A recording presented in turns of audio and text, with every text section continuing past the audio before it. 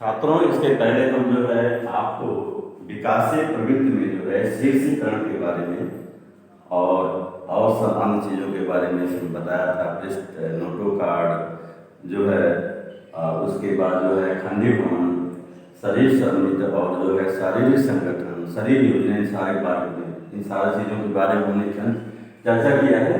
तो अब हम चल रहे हैं जो है ये पाचन तंत्र के बारे में चर्चा करेंगे।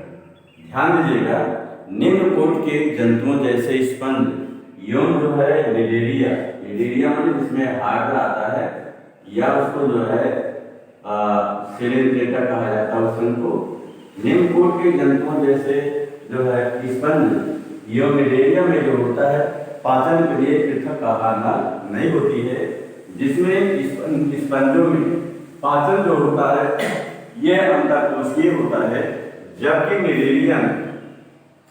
निडेरिया या हाइड्रा में जो होता है देह से घिरी एक जठर वाहिनी गुहा गैस्ट्रोवैस्कुलर कैविटी होती है।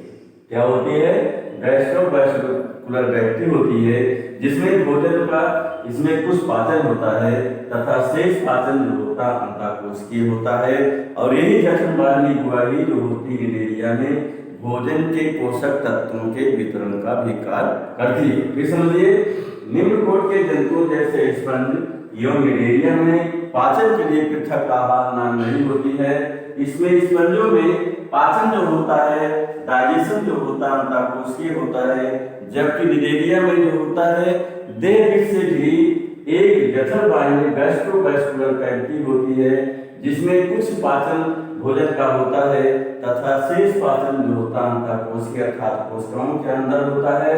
साथ ही ये जो होती है यह गुहा जो होती है भोजन के पोषक तत्वों के वितरण का कार्य करती है। ध्यान दीजिएगा, जटिलता के आधार पर पाचन तंत्र को दो भागों में विभक्त किया गया है या पाचन तंत्र दो प्रकार का होता है।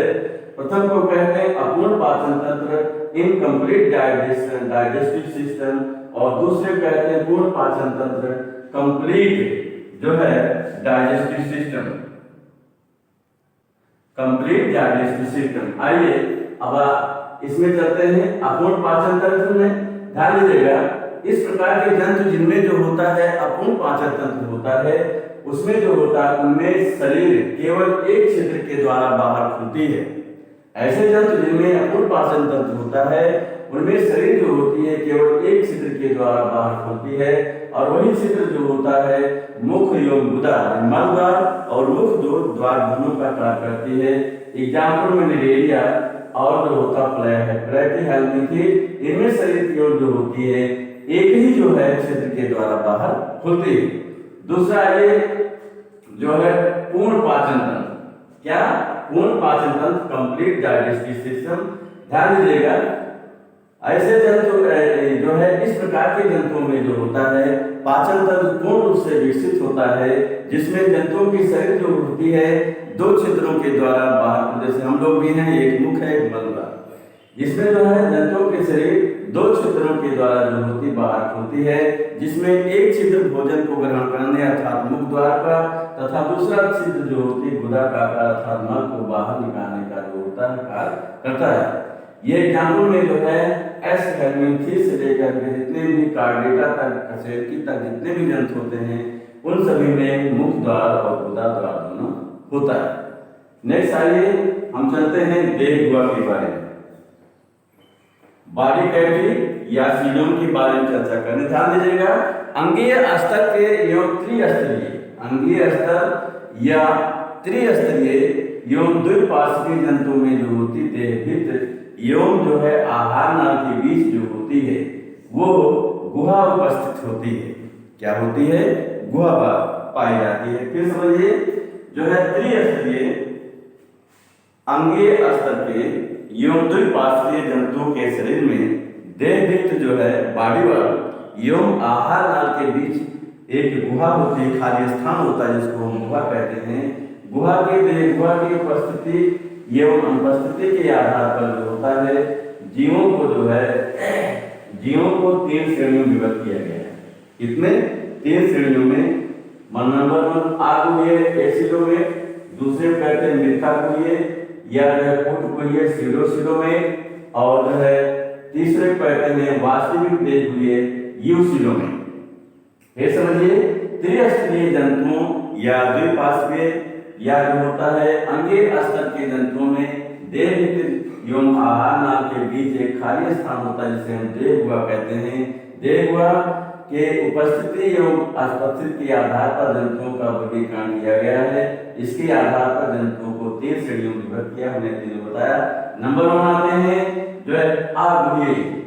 इस प्रकार के जंतुओं में जो होता है देहभित्त एवं आहार नाल के बीच में जो होती है वो देहभित्त एवं आहार नाल के बीच में देह गुहा नहीं होती है, बल्कि उसके स्थान पर देहभित्त एवं आहार नाल के बीच पैरेन्काइमा नामक जो होता है एक स्पंजी ऊतक भरा होता है। खास करके ये जो है इस प्रकार व्यवस्था जो होती है प्लैटीहेलमिन्थी जैसे फीता क्रीम के जंतुओं में जो होता है। फिर समझिए, अब ये इस प्रकार के जंतुओं में जो है देहभित्त एवं आहार नाल के बीच जो होती देह गुहा नहीं होती है, बल्कि उसके स्थान पर जो है ये पैरेन्काइमा नामक जो होता है एक स्पंजी नाम ऊतक जो होता है वो भरा होता है। क्या होता है? एक स्पंजी ऊतक भरा होता है जैसे प्लैटीहेलमिन्थी अर्थात फीता। दूसरा ये मिथ्या देह हुई, मिथ्या देह हुई या फूट देह हुई स्यूडोसिलों में। इस प्रकार के जंतु जो होती है वास्तविक गुहा नहीं होती है, उसको मिथ्या या झूठा गुहा कहा जाता है। इसमें ध्यान दीजिए, इसमें देह गुहा जो है मेजोडर्म से जो होती है वो घिरी नहीं होती है। क्या है? घिरी नहीं होती है, बल्कि मेजोडर्म की जो है थैलियों के रूप में एक्टोडर्म एवं एंडोडर्म के बीच जो होती पाई जाती है, जो वास्तव में देह गुहा नहीं होती है। इस प्रकार के मिथ्या देह हुई जंतुओं में जो होता है देह गुहा मेजोडर्म से स्तरित नहीं होती है, बल्कि इसमें मेजोडर्म के थैलियों के रूप में एक्टोडर्म एवं एंडोडर्म के बीच जो होती है देह गुहा पाई जाती है, जो वास्तविक देह गुहा नहीं होती, जिसे हम मिथ्या देह गुहा या झूठी देह गुहा कहते हैं। एग्जाम्पल में जो है एस्हेलमिन्थी जिसमें एस्कैरिस आता है, वो एस्हेलमिन्थी में जो होती है मिथ्या देह गुहा होती है। दूसरा ये वास्तविक देह गुहा क्या है?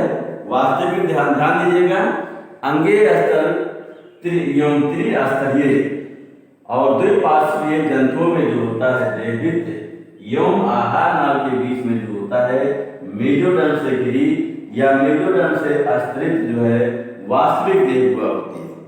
त्रिस्तरीय, द्विपार्श्वीय एवं अंगीय स्तर के जंतुओं में जो है देहभित्त एवं आहार नाल के मध्य जो होती है मेजोडर्म से स्तरित या घिरित वास्तविक देह गुहा होती है।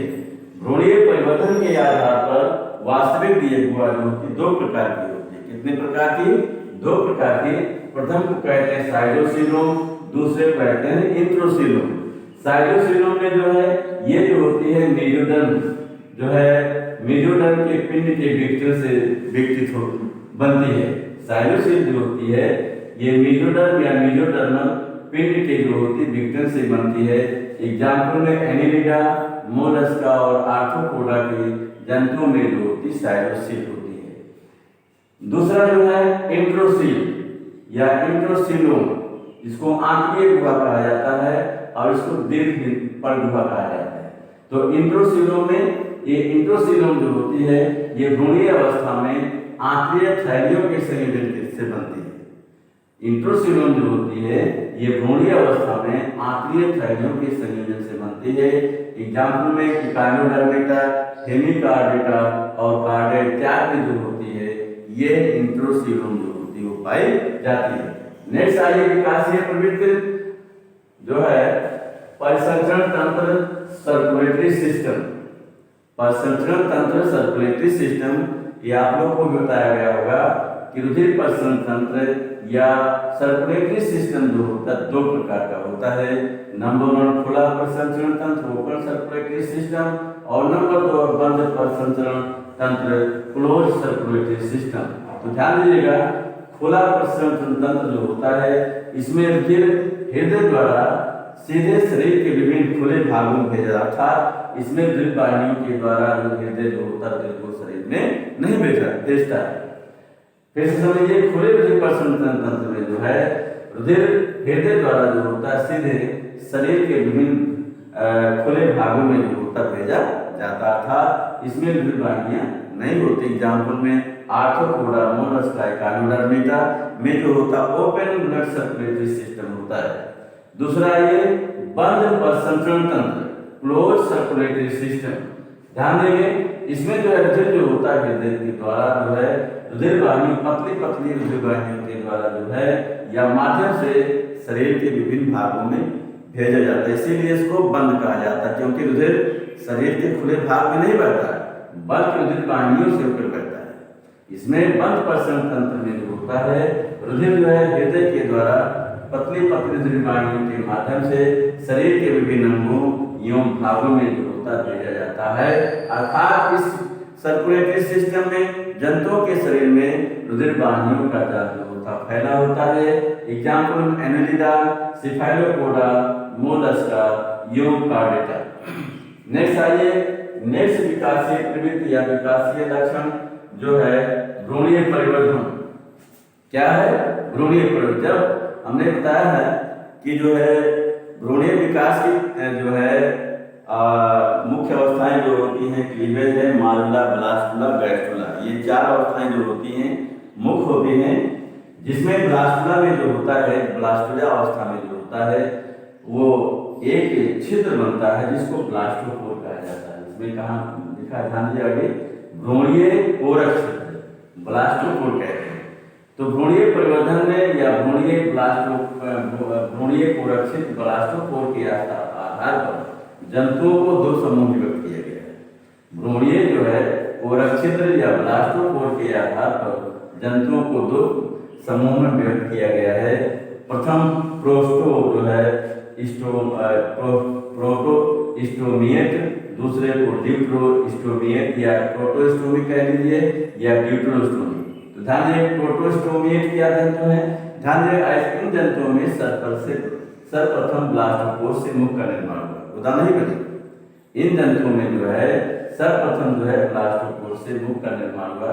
एग्जाम्पल में प्लैटीहेल्मिन्थी, मोलस्का, इन सब में गुदा नहीं होती है। क्या गुदा नहीं होती, केवल मुख द्वार होता है। दूसरा ये ड्यूट्रोस्टोमिएट, इन जंतु में जो होता है मुख और गुदा दोनों होता है, लेकिन इनमें ब्लास्टोपोर से मुख से पहले गुदा का निर्माण हुआ और फिर उसके बाद मुख का निर्माण हुआ। ड्यूट्रोस्टोमिएट जंतुओं में जो होता है इनमें पहले मुख न बन करके ब्लास्टोपोर से जो है गुदा बना और गुदा के बाद तब मुख का निर्माण। इस प्रकार भ्रूणीय परिवर्धन के आधार पर जंतुओं को दो भागों में विभक्त किया गया है। प्रथम को जो है प्रोटोस्टोमिएट, दूसरे को ड्यूट्रोस्टोमिएट।